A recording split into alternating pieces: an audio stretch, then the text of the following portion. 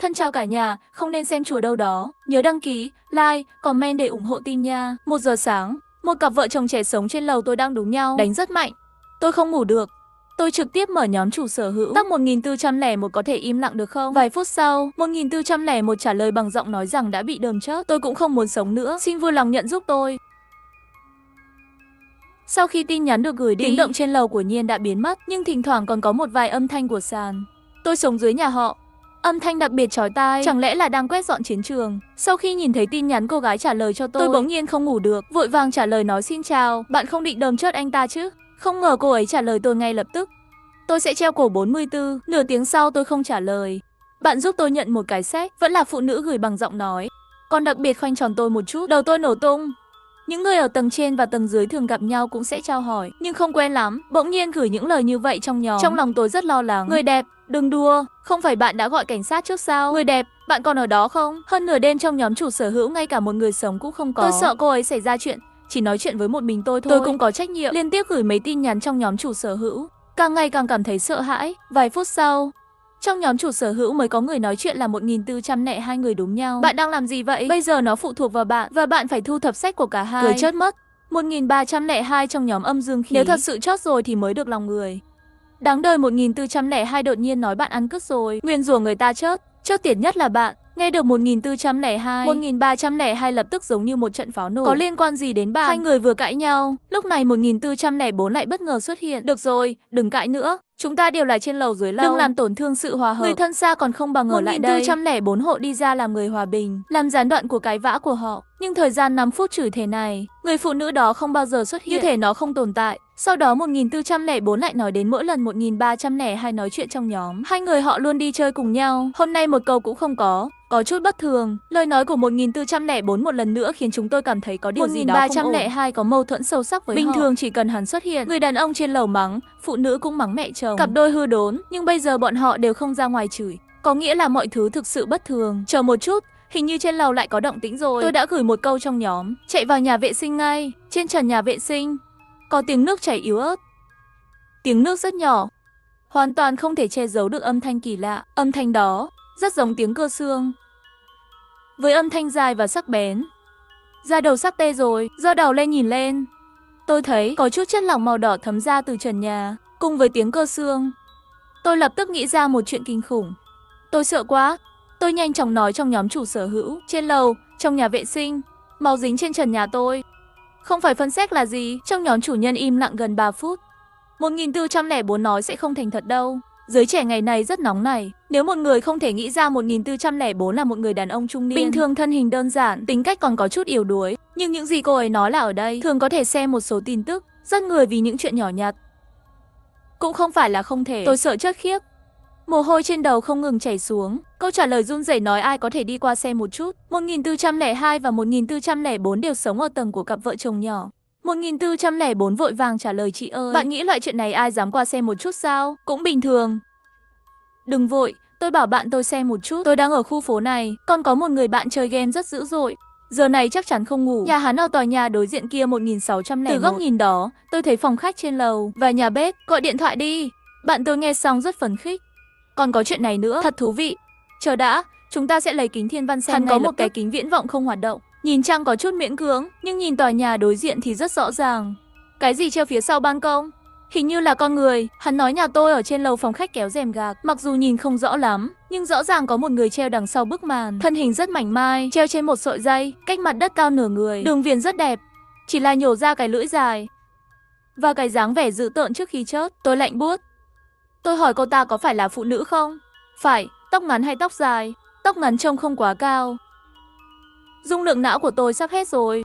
Mô tả về ngoại hình này hoàn toàn phù hợp với những gì cặp đôi nhỏ trên lầu. Cho nên người phụ nữ này đã treo cổ. Nhưng rồi. Người phụ nữ đã treo cổ là ai phân xét trong nhà vệ sinh? Mọi chuyện càng ngày càng thái quá. Tôi vội vàng chia sẻ vấn đề này với nhóm chủ sở hữu. Người phụ nữ treo cổ, người đàn ông bị đờm chớp. Trong nhà vệ sinh còn có tiếng cưa xương. 1302 trực tiếp trong nhóm, tắc có 1401. Tưởng còn sống hay đã chớt nói lời nào đi. Chị gái trên lầu, các bạn nói gì đó đi. Hôm nay coi như là trò đùa tôi cũng nhận, sợ là thật. Vài phút sau, cặp đôi nhỏ trên lầu không ai trả lời, nhưng tiếng xương vẫn tiếp tục. Và nhịp điệu trở nên nhanh hơn, có vẻ như cảm thấy yên tĩnh hơn. Nghe giọng nói đó, Tôi sắp sụp đổ rồi. Tôi nói các bạn có nghe thấy tiếng cưa máy không? Nhà anh ta có người. 1404 đột nhiên mở miệng. Cái đó, tôi vừa nhìn qua mắt mèo. Chắc là thật.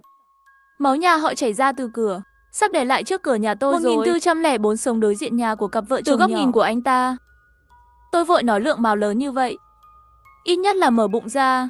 Nghĩ về điều đó, tôi sắp nôn rồi. 1404 nói tôi chắc chắn.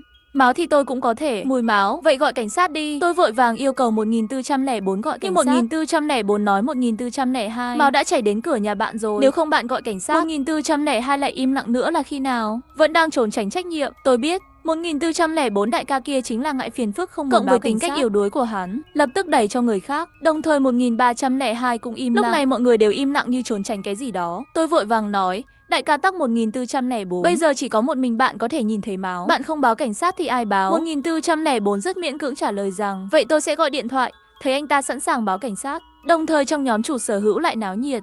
1402 lúc này mới sủi bọt, sợ chết người. Anh trai bên trong đã bị rớt, chị gái treo cổ. Nhưng trong nhà còn có tiếng động.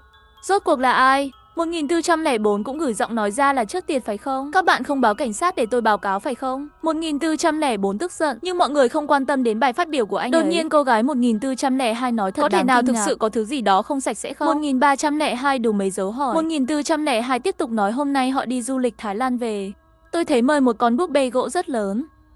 Tôi nhìn thấy nó và cảm thấy rất xấu xa. Tôi cảm ứng rất tốt với phương diện này. Nhìn thấy con búp bê đó, tôi cảm thấy nó có vẻ khác thường. Thật sự toàn thân màu đen. Hình dáng của một đứa trẻ 3 tuổi, thể hiện một nụ cười khiến người ta sợ. Có kích thước bằng một con búp bê, đặt ở nhà vào ban đêm như người sống. Cặp đôi này đã qua đời cách đây một thời gian. Đi du lịch Thái Lan rồi, hiếm khi muốn phát tài đều muốn điên rồi. Vì vậy, yêu cầu một điều như vậy cũng rất dễ hiểu. Nhưng hãy nghĩ xem, lúc về, sao đêm đó cô gái lại rớt chót anh ta? Không phù hợp với lẽ thường.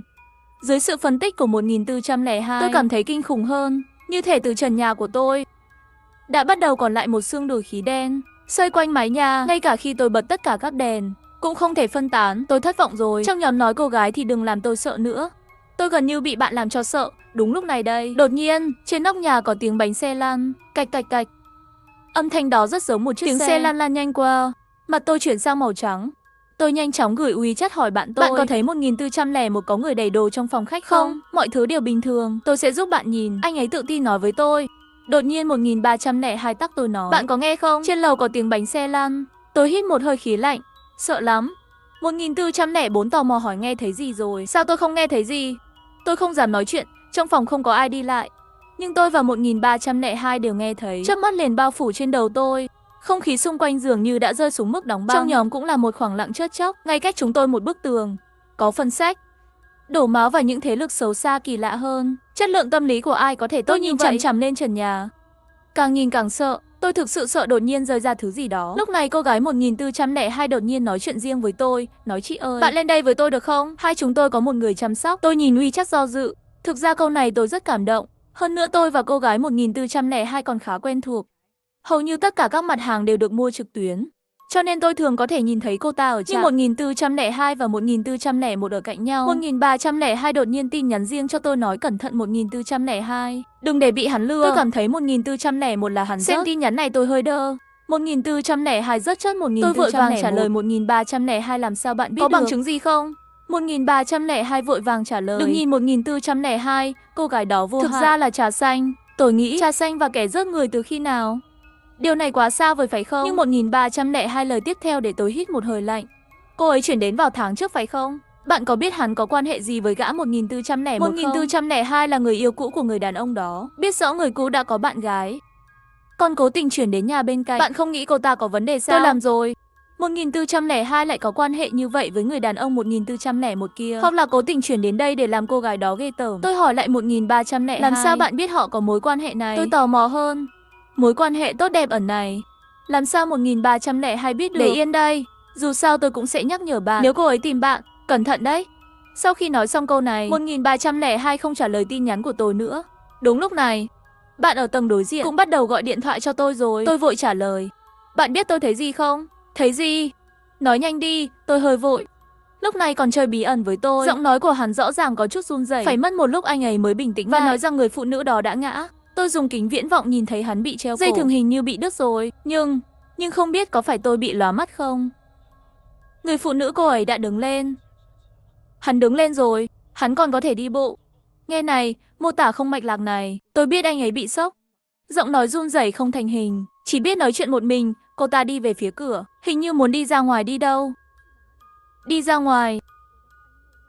Nhà bạn mất điện rồi, trong phòng chìm vào bóng tối. Mẹ ơi, tòa nhà tối hết rồi, không chơi nữa. Quá nguy hiểm. Anh ta sợ đến mức cúp điện thoại. Bóng tối bao phủ toàn bộ tòa nhà. Dường như tôi nghe thấy bên tai đủ loại tiếng động lạ, như thể có thứ gì đó đột nhập vào nhà tôi. Tóc dựng đứng lên. 1402 đột nhiên phát một giọng nói trong nhóm chủ sở hữu. Các bạn có nghe thấy không? Tôi nghe thấy tiếng dây leo. Cứu! Giọng anh ấy sắp biến dạng rồi. Tôi cũng sợ đến nỗi toàn thân ướt đẫm. Tôi vội vàng bật đèn pin mang theo điện thoại di động. Trong phòng có một chút ánh sáng. Trong nhóm chủ nhân im lặng. Khái niệm giọng nói được gửi từ 1402 là rõ ràng. Có thể nghe thấy tiếng thở mạnh. Trong khi đó, cùng với âm thanh rất nặng nề này, cảm giác ẩm ướt giống như cái đầu này. Trên cửa chống trộm, người phụ nữ treo cổ đang đập đầu vào cửa. Bộ não của tôi phát điên lên và bổ sung những hình ảnh kỳ lạ. Khoảng 5 phút trôi qua, sau khi mọi thứ yên tĩnh lại, nhóm chủ sở hữu mới có tin tức trở lại là đại ca của 1404. Tôi không thấy gì cả. Đúng là có tiếng đập cửa, nhưng không phải cửa nhà tôi.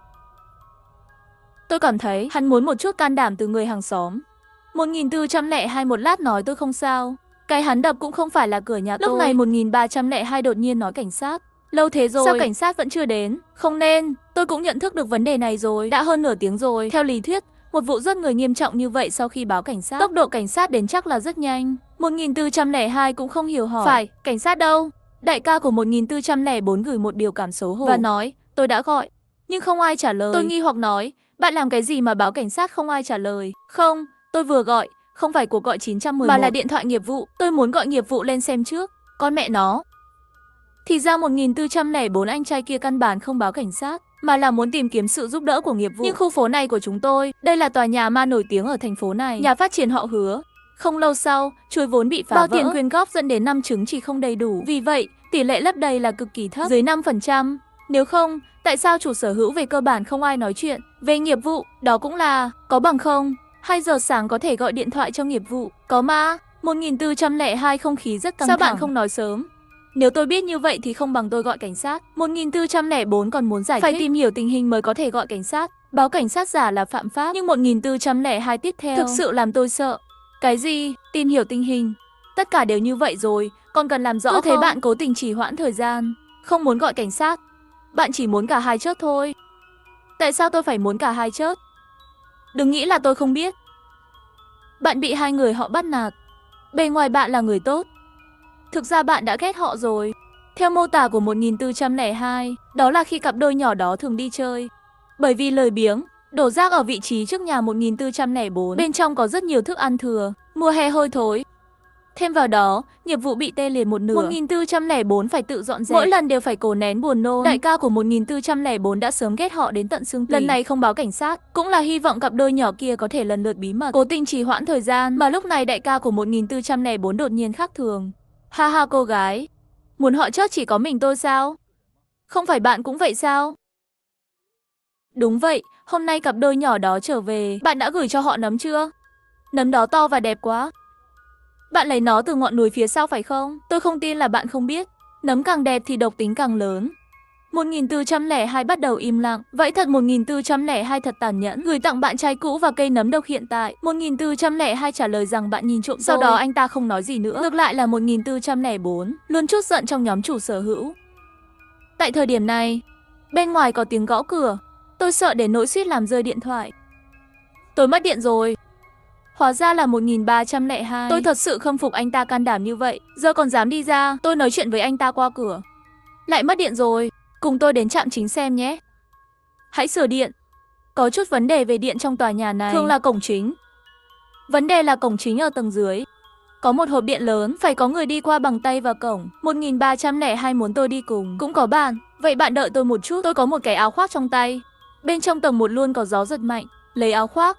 Tôi đi ra cửa và nhìn vào mắt mèo. Trực tiếp 1302 dùng điện thoại di động ở cửa nhà tôi. Đèn tin chiếu vào mặt mình. Có thể để tôi thấy rõ hơn khuôn mặt của anh ấy. Nhưng một chiều như vậy thật đáng sợ. Toàn bộ khuôn mặt của anh ta trắng bệch. Tôi vừa định mở cửa, đột nhiên 1402 tin nhắn riêng tôi nói cẩn thận 1302. Cũng may là tôi nhìn một cái, tay mở cửa đã dừng lại. Tôi vội vàng trả lời nói chuyện gì đang xảy ra. 1402 lập tức trả lời tôi nói 1302 là người đáng sợ nhất. Có thể là hắn rớt bên cạnh nhà tôi không? Có một chuyện thật sự không biết có nên nói cho bạn biết không? 1302 bí mật điều tra tôi. Thật ra cũng không phải là điều tra tôi, mà là mỗi ngày đều ngồi xổm bên cạnh tôi. Bọn họ đều thấu đáo. Tôi đột nhiên run rẩy. May là không mở cửa. Chuyện gì xảy ra tối nay? Họ đều có vấn đề. Tôi biết chuyện 1302.